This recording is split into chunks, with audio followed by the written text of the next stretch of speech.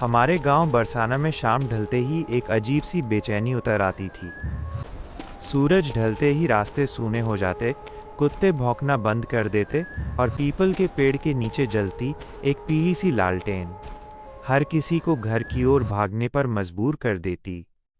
लेकिन उस लालटेन के नीचे एक आदमी हमेशा बैठा रहता था, समोसे वाला रामू। दिन में वही रामू, हंसमुख, सादा कपड़े और गरम गरम समोसे।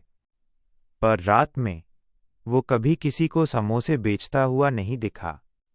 फिर भी उसकी दुकान जलती रहती थी।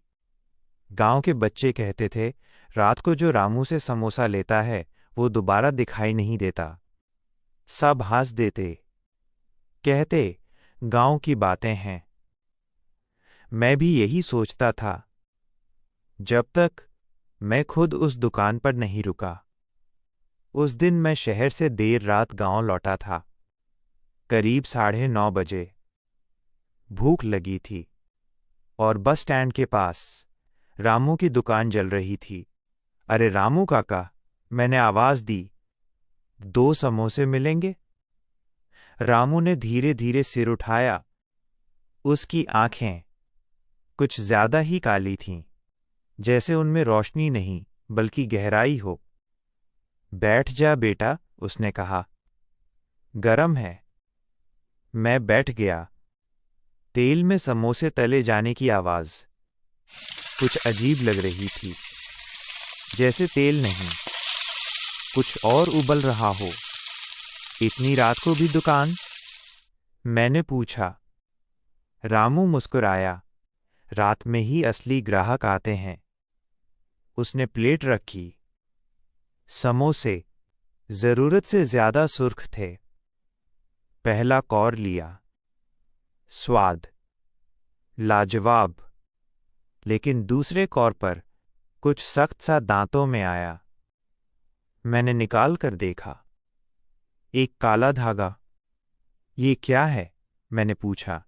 रामू ने आंखें गड़ा दीं। गांव की यादें। मेरी भूख अचानक मर गई। मैं पैसे देकर उठ खड़ा हुआ। पीछे से रामू की आवाज आई, कल भी आना। उसकी आवाज में आग्रह नहीं था, आदेश था। अगले दिन गांव में हड़कंप मचा था। छोटू, वही लड़का जो रोज रामू से समोसा खाता था, गायब था। उसकी माँ रोती हुई कह रही थी, रात को समोसा खाने गया था। मेरा दिल बैठ गया। शाम हुई। मैंने तय किया, आज देखूंगा कि सच क्या है। रात 10 बजे मैं पीपल के पेड़ के पास पहुंचा। दुकान जल रही थी, लेकिन रामू अकेला नहीं था। उसके सामने 3 लोग बैठे थे।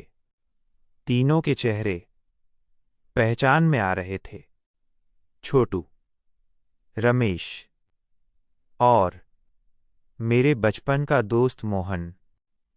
लेकिन उनकी आंखें खाली थीं। कोई हिल नहीं रहा था।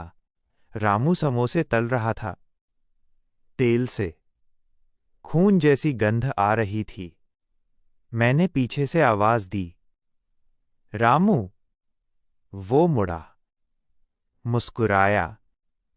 आ गया बेटा। ये लोग, मेरी आवाज कांप रही थी, ये जिंदा हैं?